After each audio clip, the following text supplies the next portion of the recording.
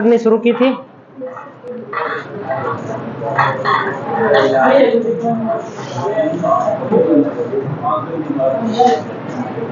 सांबर झील में हमने क्या पढ़ा था कल?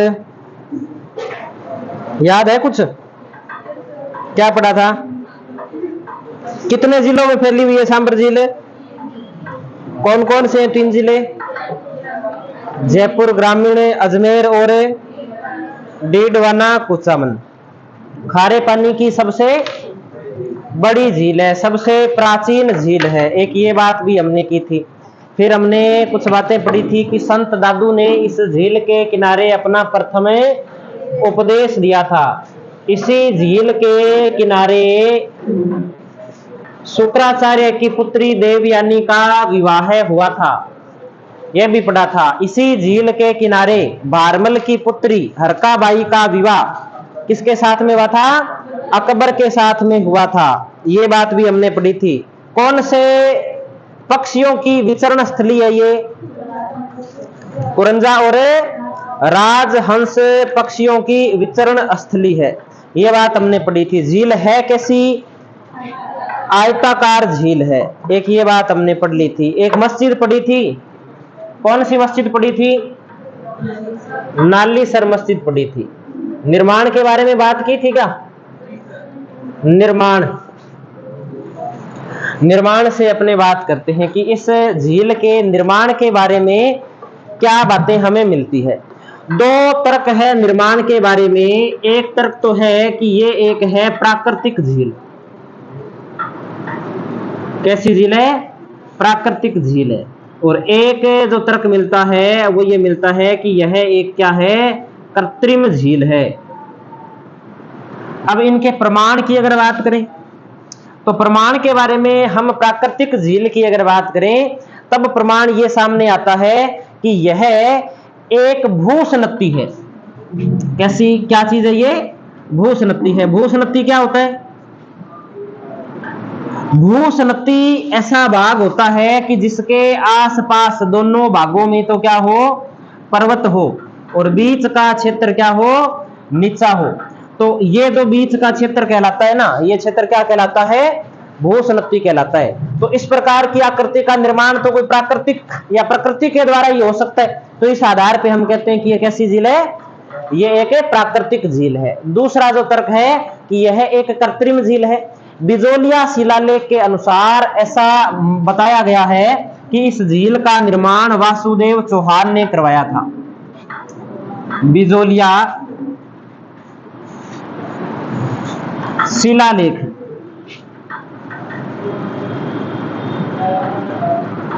के अनुसार वासुदेव चौहान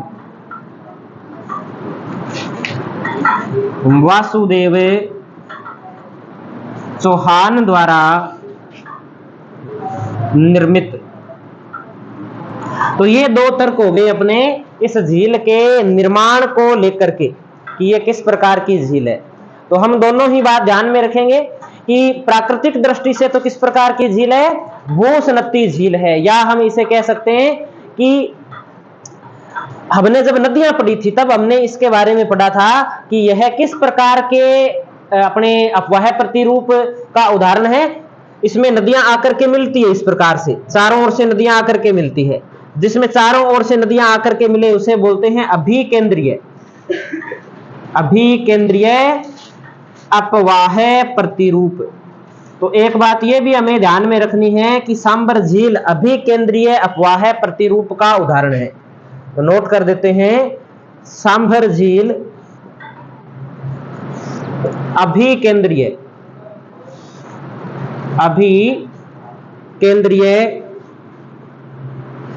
अपवाह प्रतिरूप का उदाहरण है। अभिकेंद्र का मतलब होता है कि केंद्र की ओर अनेक नदियां जिसमें आकर के मिलती है, वो तो होता है अभिकेंद्रीय।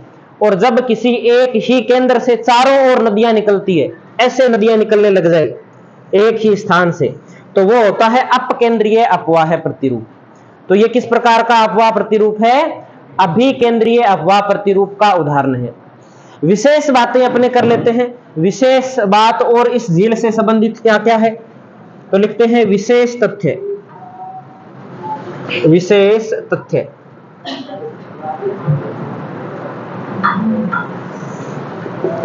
विशेष तथ्य के अंदर सबसे पहले हमें जो बात ध्यान में रखनी है कि भारत की अंतः प्रवाह तंत्र की ये सबसे बड़ी झील है। भारत की अंतः प्रवाह तंत्र की सबसे बड़ी झील है, यानी कि ऐसी और कोई झील नहीं है आंतरिक अपवाह तंत्र के अंतर्गत जिसमें इतनी सारी नदियां एक साथ आकर के मिले, तो इसे कहा जाता है भारत की अंतः प्रवाह तंत्र की सबसे बड़ी झील। राजस्थान के अंदर सबसे ज्यादा जो नमक का उत्पादन होता है वो कौन सी झील से होता है, सांबर झील से होता है। तो हम एक बात लिखेंगे, भारत में सर्वाधिक नमक उत्पादन करने वाली झील राजस्थान में सर्वाधिक नमक उत्पादन करने वाली झील,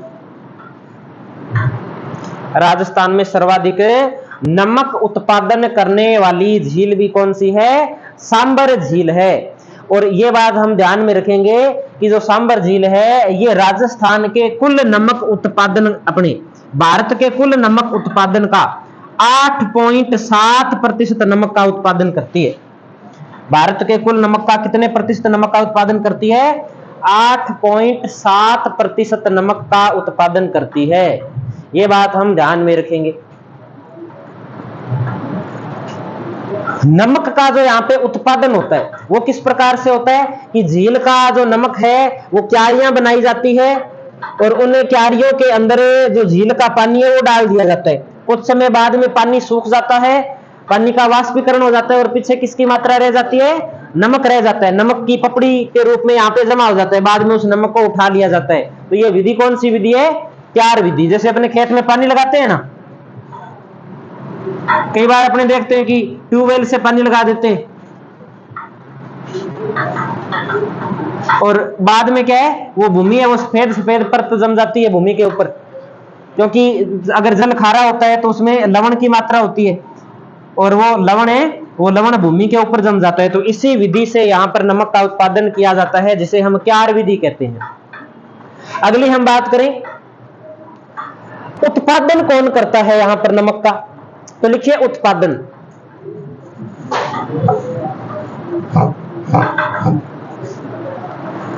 उत्पादन उत्पादन की अगर हम बात करें, उत्पादन यहां पर 1960 में एक इकाई स्थापित की गई थी। उस इकाई का नाम था Sambhar Salt Limited. Sambhar Salt Limited नाम की एक इकाई स्थापित की गई, एक संस्था स्थापित की गई जो यहां पर नमक का उत्पादन करती थी। लेकिन यहां पर बड़ी मात्रा के अंदर नमक का उत्पादन होने लगा, जिस कारण भारत सरकार ने इसका अधिग्रहण कर लिया और अधिग्रहण करके इसका जो नाम चेंज कर दिया गया 1964 के अंदर। 1964 में इसका अधिग्रहण किया गया और अधिग्रहण करके इसका नाम कर दिया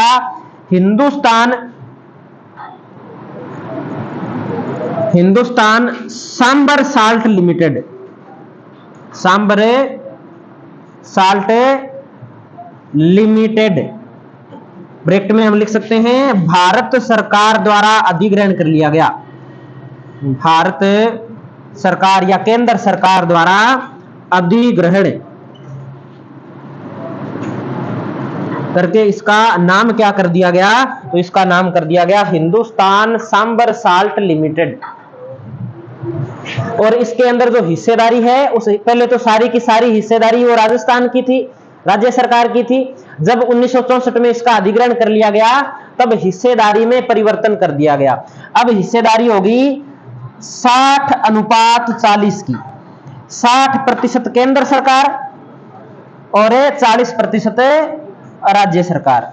इस प्रकार से इनका जो अनुपात है वो निर्धारित किया गया 60:40। ये हम ध्यान में रखेंगे। अब झील के अधिकार के बारे में थोड़े से इतिहास की बात करते हैं हम। 60:40 1964 कौन सा? भारत सरकार द्वारा अधिग्रहण, भारत सरकार द्वारा अधिग्रहण Hindustan Sambhar Salt Limited, Hindustan Sambhar Salt limited.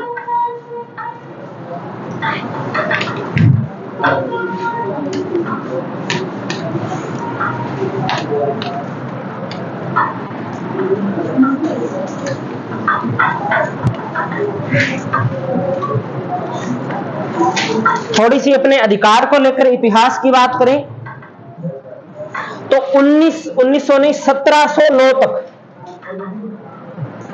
1709 तक सांभर झील, सांभर झील मुगलों के अधिकार में थी, मुगलों के अधिकार में थी। ठीक है। 1909 में, 1900 नहीं रे, 1709 में, ये 1900, आज शुरुआत 1900 से ही होगी, अब 1900 ही चलेगा सारे दिन। देखो आपने एक समझौता पढ़ा था मेवाड़ के अंदर, देबारी समझौता, कब हुआ था? 1708 में। किसके बीच में हुआ था? अमर सिंह, महाराणा अमर सिंह सेकंड और अजीत सिंह और सवाई जय सिंह। कौन है? गज सिंह नहीं है, गलत है, गज सिंह, सवाई जय सिंह। इनके बीच में यह समझौता होता है। जब समझौता होता है तो समझौते के तहत अपने देखते हैं कि जो अजीत सिंह है वो मारवाड़ का शासक बन जाता है, सवाई जय सिंह है वो कहां का शासक बन जाता है? अपने आमेर का या जयपुर का शासक बन जाता है।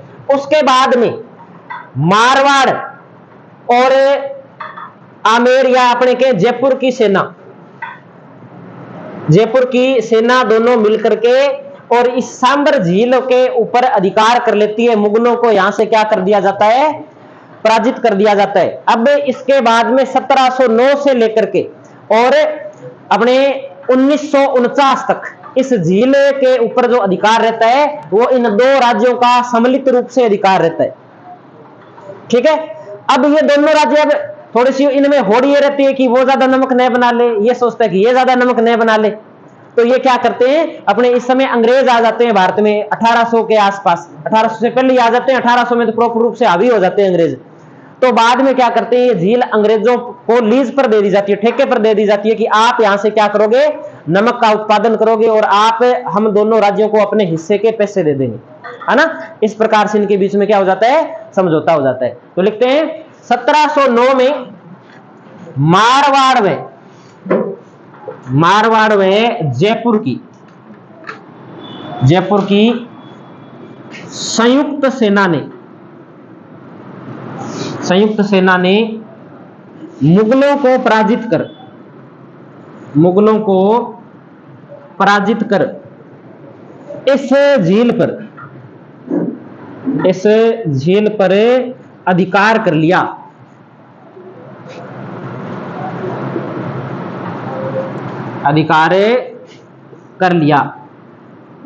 यह झील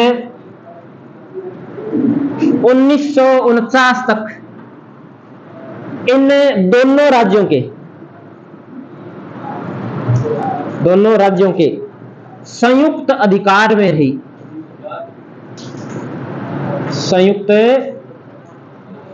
हाँ जी,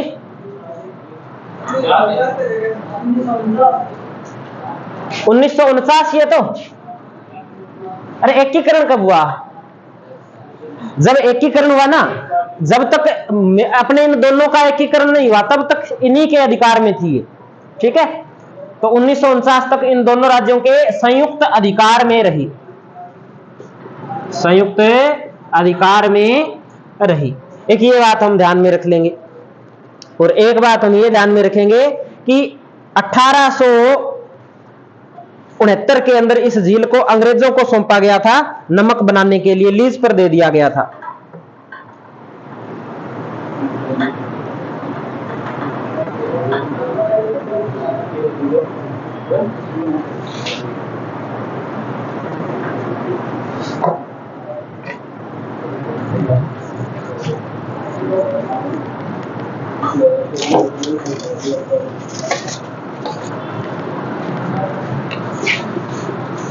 (1869) में इस झील को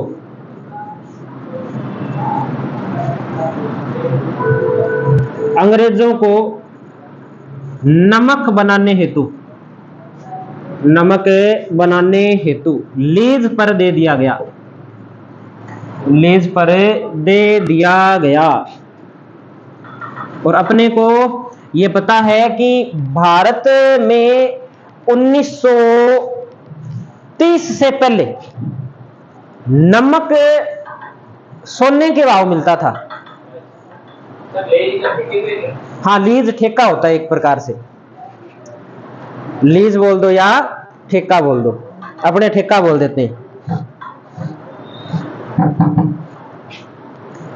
अगली बात नोट करें तो अगली बात हमें ध्यान में रखनी है कि जो सांबर झील है ये एक रामसर साइट के रूप में है वर्तमान में, और 23 मार्च 1990 को इसे रामसर साइट के रूप में शामिल किया गया था।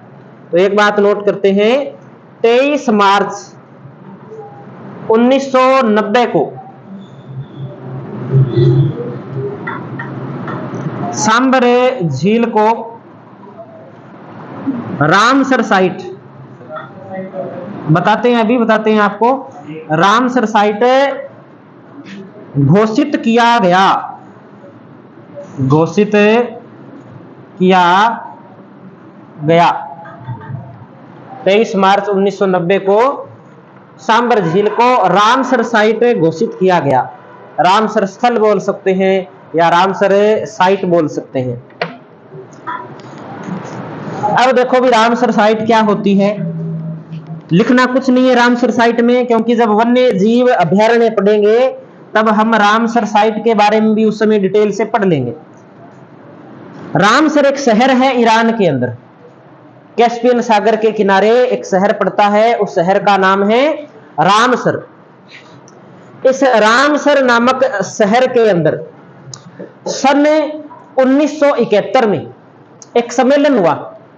सम्मेलन का उद्देश्य क्या था? सम्मेलन का उद्देश्य था कि जो नम भूमि क्षेत्र, नम भूमि क्षेत्र या इसे बोलते हैं हमें आर्द्र भूमि क्षेत्र। आर्द्रता जानते हो?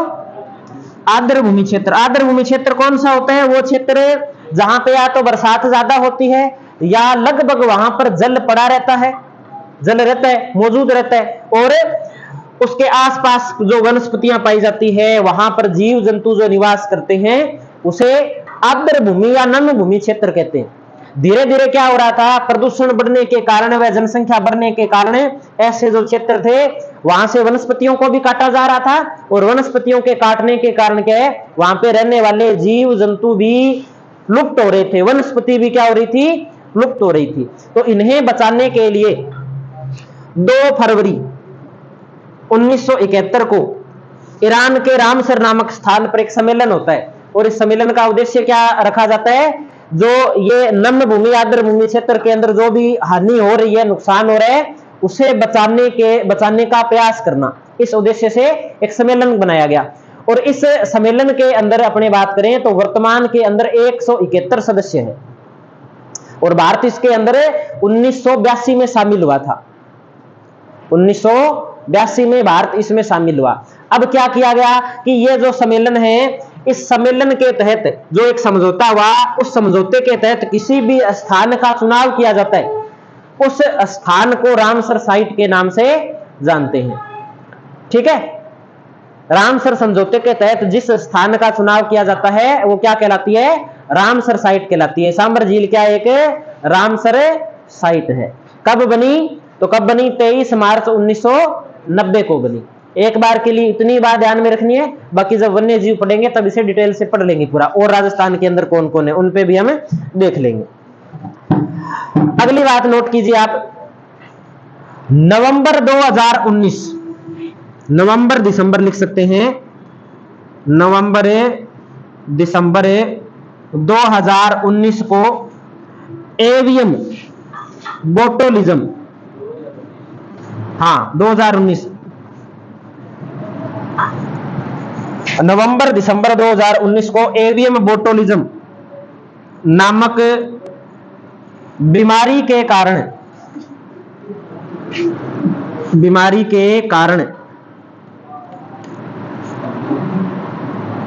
हजारों की संख्या में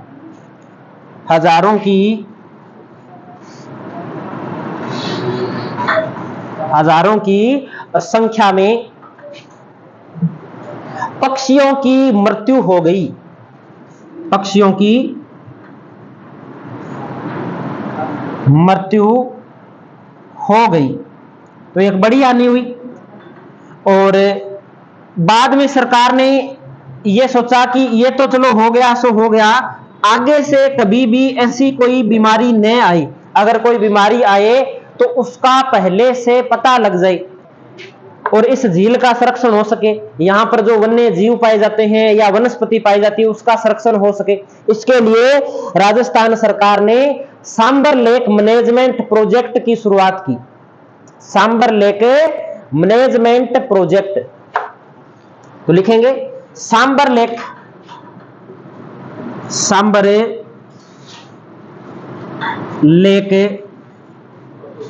मैनेजमेंट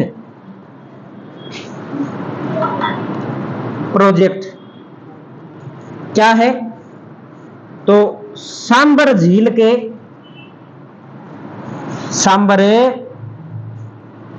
के संरक्षण हेतु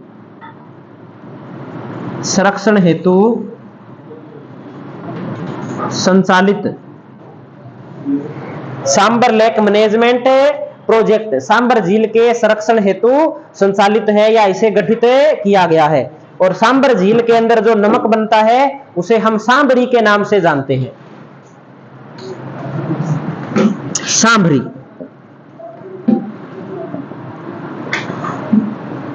सांबर झील से निर्मित नमक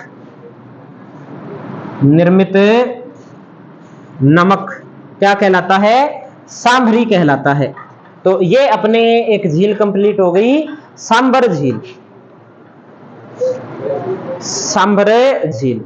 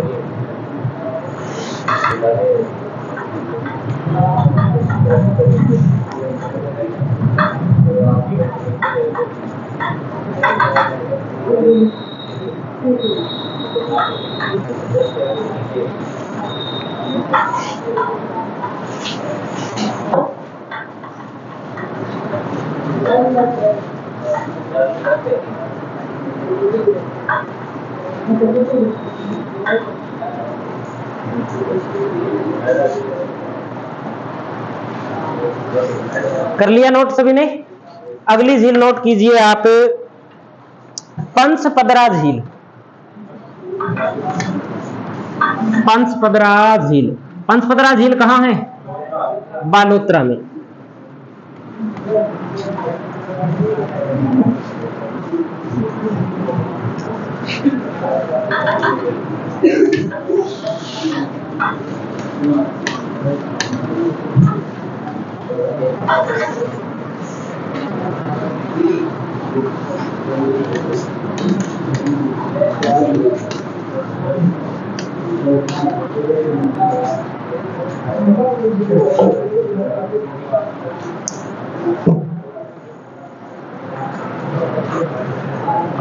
पंचपदरा झील जिला कौन सा है? बालोतरा। पहली बात इसमें नोट करते हैं, राजस्थान में खारे पानी की दूसरी सबसे बड़ी झील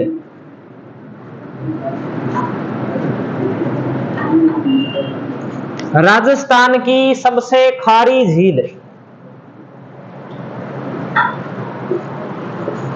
राजस्थान की सबसे खारी झील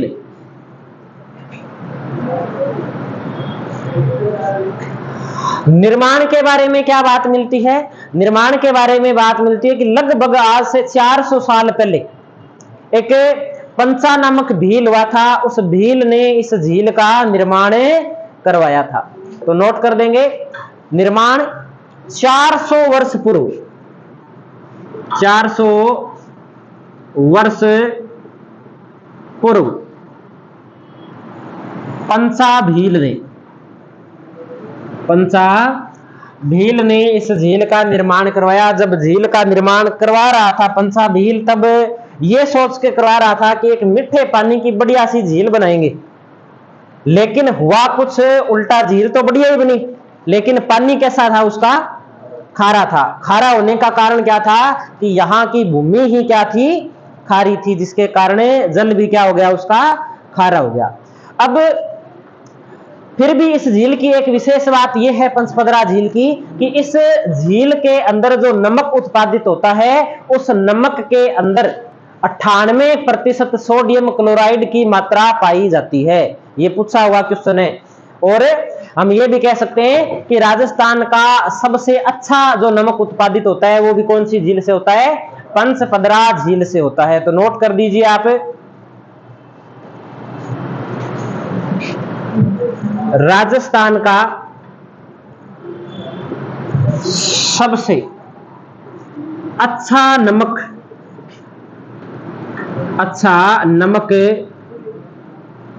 उत्पादित करने वाली झील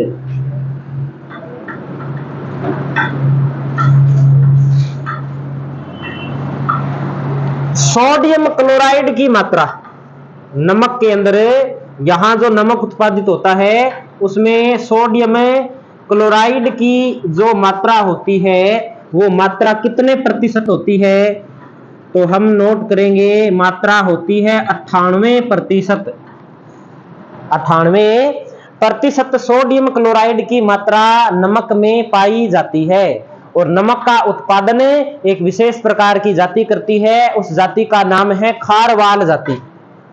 तो लिख सकते हैं, नमक उत्पादक जाति कौन सी जाति है?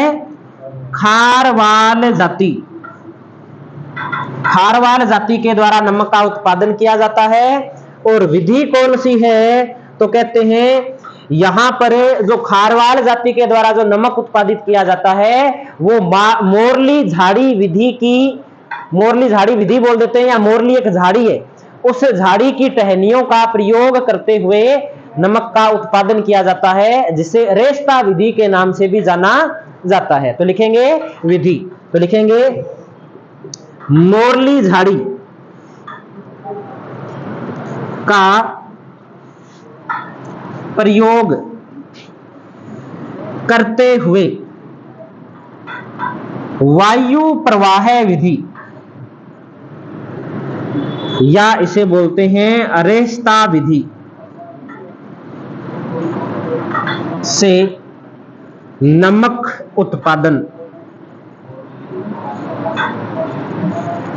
एक तो ये बात ध्यान में रखनी है विशेष रूप से, एक ये बात बार बार पूछी जाती है जब जाति से संबंधित प्रश्न आ जाता है कि कौन सी जाति यहां पर नमक का उत्पादन करती है। तो कौन सी जाति नमक का उत्पादन करती है? खारवाल जाति यहां नमक का उत्पादन करती है। और विशेष बात यह है कि यहां पर जो नमक का उत्पादन होता है वो डली वाले नमक का उत्पादन होता है।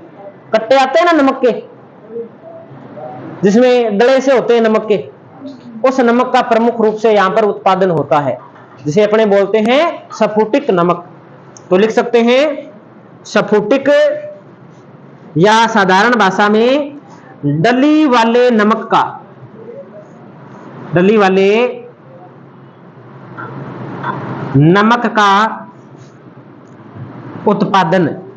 प्रश्न आता है कि डली वाले या स्फुटिक नमक का उत्पादन कौन सी झील से किया जाता है? तो उत्तर क्या होता है? पंचपदरा झील। अगली बात इसमें हमें ध्यान में रखनी है कि यहां पर कुछ खारे पानी की कुएं भी हैं और उन कुओं से भी नमक का उत्पादन होता है। कुओं से जो पानी निकाल के नमक का उत्पादन किया जाता है उसे हम बोलते हैं कोसलू या कोसिया। कोसलू या कोसिया नोट कर सकते हैं। कुओं के नमक का, अपने कुओं के जल का उपयोग कर नमक उत्पादन करना है, वह विधि कौन सी कहलाती है? कोसलू विधि कहलाती है। ये बात हम ध्यान में रख लेंगे। और यहां भी नमक उत्पादन करने के लिए 1960 के अंदर राजस्थान स्टेट साल्ट वर्क्स की स्थापना की गई थी। 1960 में राजस्थान स्टेट साल्ट वर्क्स की स्थापना की गई थी 1960 में, जिसे हम बोल देते हैं पंचपदरा साल्ट वर्क्स के नाम से भी जानते हैं उसे। 1960 में इसे स्थापित किया गया, लेकिन बाद में क्या किया गया? 1992 के अंदर, 1992 में इसे नमक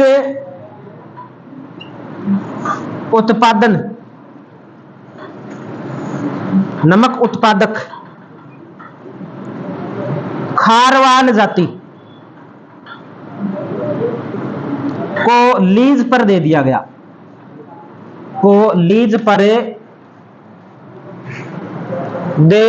गया,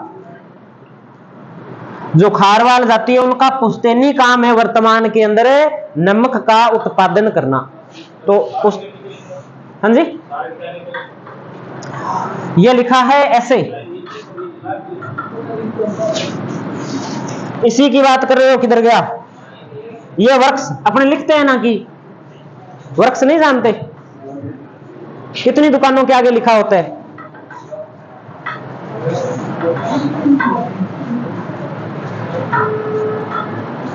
तो ये अपने एक और झील कंप्लीट हो गई, पंचपदरा झील। अब अगली झील हम पढ़ लेते हैं, डीडवाना जो झील है उसकी हम बात कर लेते हैं। डीडवाना झील डीडवाना कुचामन जिले के अंदर जो स्थित है। ये समझ में आ गई होगी बातें? रोशनी को बुला रहे हैं अभी। अगली झील लिखिए आप, डीडवाना झील।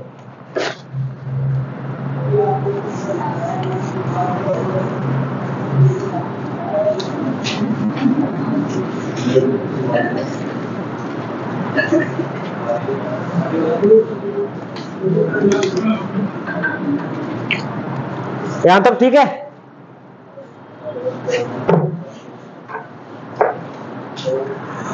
डीडवाना झील की अगर बात करें, कौन से जिले में डीडवाना झील?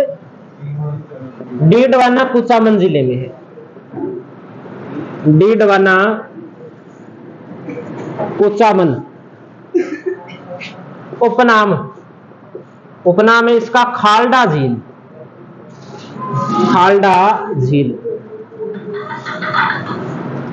खालडा झील के नाम से भी जाना जाता है।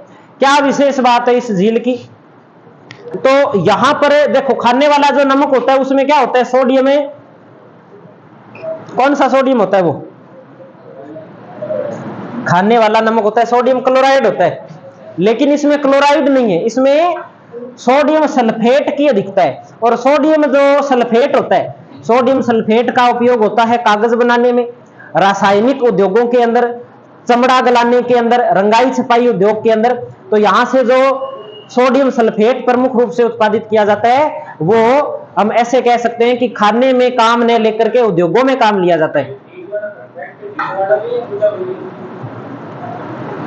जाके तो मैंने ही नहीं देखा, बाकी डीडवाना में होनी चाहिए, क्योंकि झील का नाम क्या है? डीडवाना झील। जैसे लूणकरणसर झील है, कहां है? कहने को तो बीकानेर में है, लेकिन है कहां प्रॉपर लोकेशन? लूणकरणसर के अंदर है। कहां है लोकेशन है? तो मेरे हिसाब से कहां पर होनी चाहिए? ये भी झील है वो डीडवाना के अंदर होनी चाहिए। डीडवाना झील है तो डीडवाना के अंदर। हाँ, हम बात कर रहे थे, इसमें नोट करते हैं, नमक में सोडियम सल्फेट की अधिकता के कारण, नमक में सोडियम सल्फेट की अधिकता के कारण खाने योग्य नहीं है। खाने योग्य नहीं है। एक तो ये बात हमें ध्यान में रख लेंगे कि सोडियम सल्फेट की अधिकता के कारण ये खाने योग्य नहीं है। यहां नमक का उत्पादन कौन सी जाति के द्वारा किया जाता है? तो यहां पर प्राचीन काल के अंदर एक जाति रहती थी, उसका नाम था देशवाल जाति। देशवाल जाति यहां नमक का उत्पादन करती थी। तो लिखेंगे प्राचीन काल में नमक उत्पादन का कार्य, यहां प्राचीन काल में नमक उत्पादन कौन सी जाति के द्वारा किया जाता था? देशवाल जाति के द्वारा यहां नमक उत्पादन का कार्य किया जाता था। देशवाल जाति। अगली बात,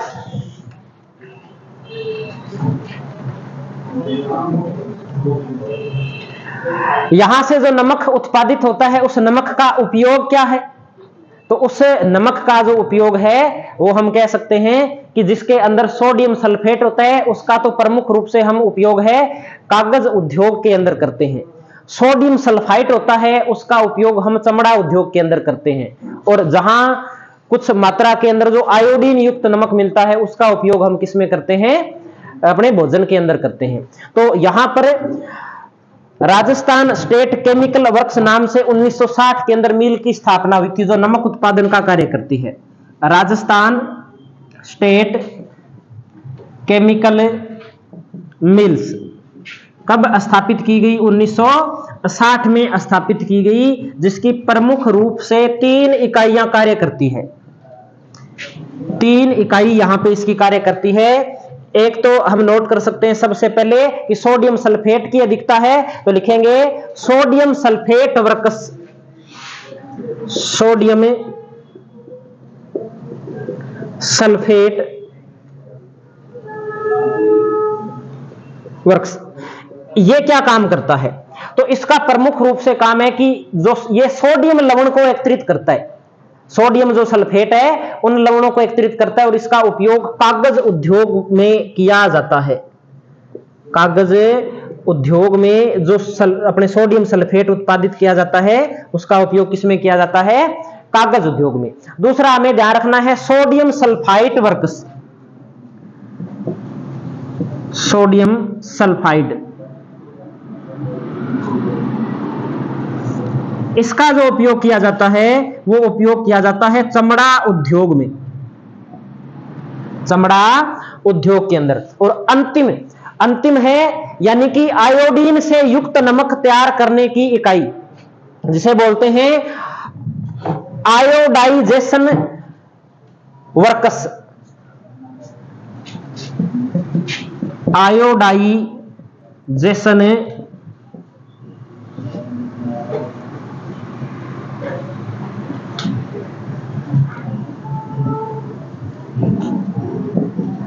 ये एक प्रकार से हम कह सकते हैं कि ये शुद्ध नमक होता है। शुद्ध नमक होता है जो खाने के उपयोग में लिया जाता है।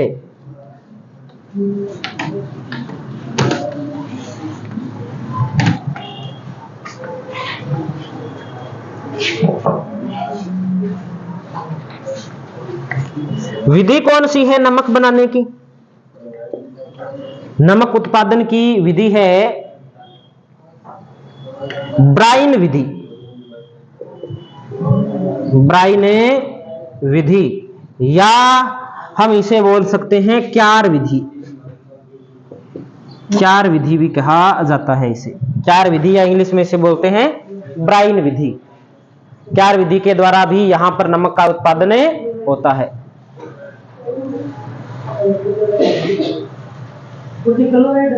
कौन सा?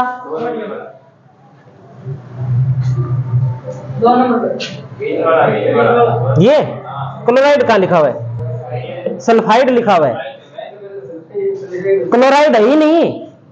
क्लोराइड की मात्रा इसमें थोड़ी बहुत होती है। हमने ऊपर पत्ता ही काट दिया। ये देखो, नमक में सोडियम सल्फेट की क्या होती है? अधिकता होती है। क्लोराइड कौन सी झील में है? पंचपदरा झील के अंदर है क्लोराइड। इसमें सल्फाइड है, सल्फेट की अधिकता है।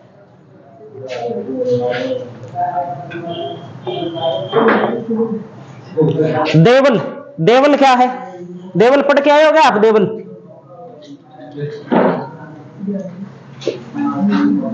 नमक उत्पादन की इकाइयां, नमक उत्पादन की इकाइयां जो डीडवाना के अंदर है वो क्या कहलाती है? देवल कहलाती है। इसके अलावा हमें ध्यान में रखना है देवल क्या है। तो देवल मारवाड़ के शासकों की, मारवाड़ के शासकों की मंडोर में स्थित, मंडोर में स्थित जो छत्रियां हैं, छत्रियां भी क्या कहलाती है? देवल कहलाती है। और सबसे बड़ा देवल किसका है? सबसे बड़ा देवल महाराजा अजीत सिंह का है। अजीत सिंह का देवल सबसे बड़ा देवल है, मंडोर में स्थित है। और यहां पर देवल क्या है? भूगोल के अंदर देवल पूछा जाएगा तो नमक उत्पादन की इकाइयां देवल कहलाती है। और जो डीडवाना झील से नमक का उत्पादन होता है वो नमक कहलाता है डिड्डू नमक। कौन सा नमक है? डिड्डू, डिड्डू। डीडवाना झील से, डीडवाना झील से उत्पादित नमक, उत्पादित नमक क्या कहलाता है? तो डिड्डू कहलाता है।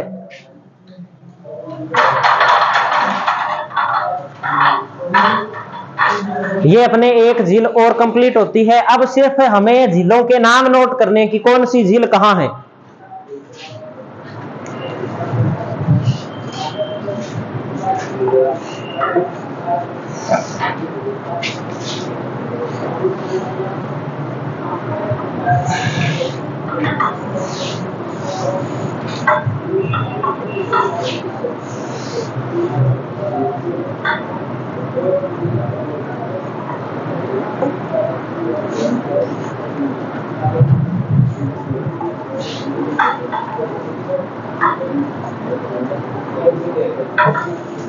साफ कर दें इसको।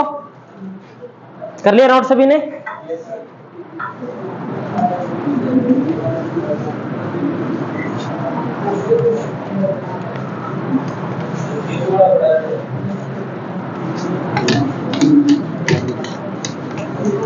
लिखो भाई, अगली झील लिखो खारे पानी की।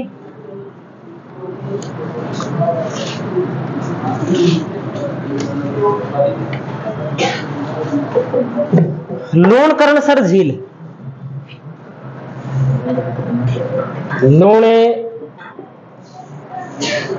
लूणकरणसर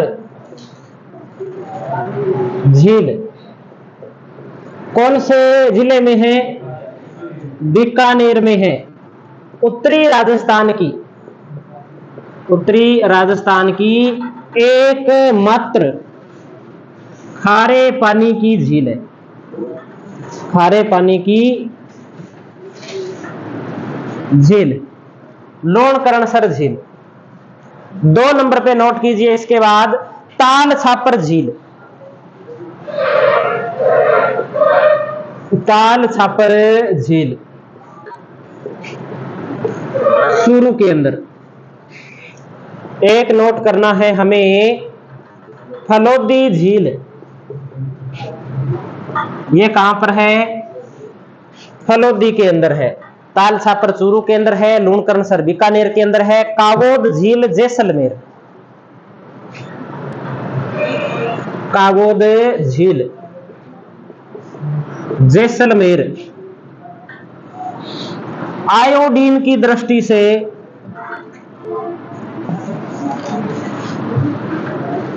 राजस्थान का सर्वश्रेष्ठ नमक कौन सी झील का है? तो कागोद झील का नमक है, वो आयोडीन की दृष्टि से सबसे अच्छा नमक है। अगली झील हम नोट करते हैं, कोछोर झील सीकर, कोछोर झील।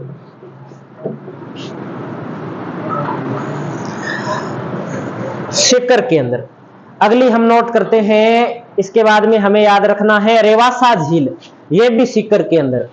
नानी झील, ये भी सीकर के अंदर। रेवासा झील सीकर, नानी झील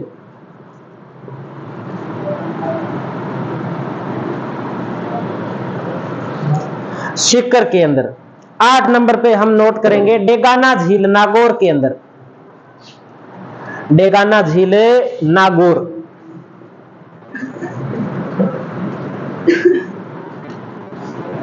बाप झील फलोदी, जिसे बाप बोल देते हैं अपने, वास्तविक नाम है बाप, बाप झील।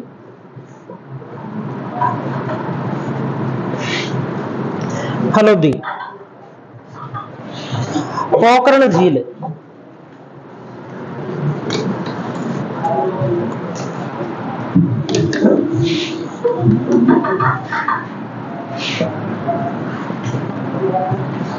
पोकरण झील जैसलमेर। कुचामन झील डीडवाना कुचामन के अंदर,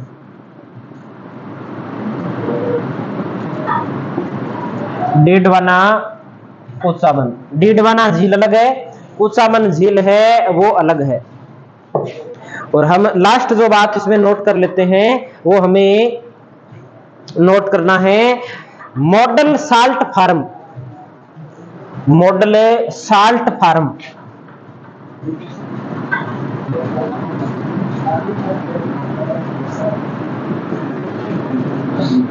नावा मंडी, डीडवाना कुचामन के अंदर,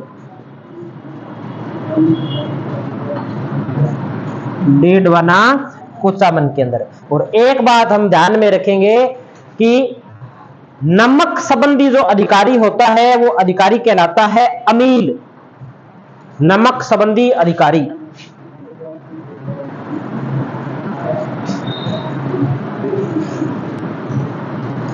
नमक संबंधी अधिकारी अमील। इसके साथ ये एक और टॉपिक अपना कंप्लीट हो गया।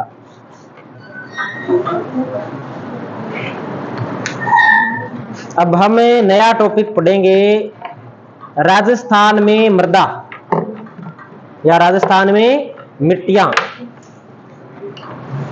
Soils of Rajasthan. वो अपने कल शुरू करेंगे, आज इतना करते हैं। अब जिले याद कर लेना भाई, कल पूछेंगे आपसे जिलों के बारे में, देखते हैं कितना याद करके आते हो।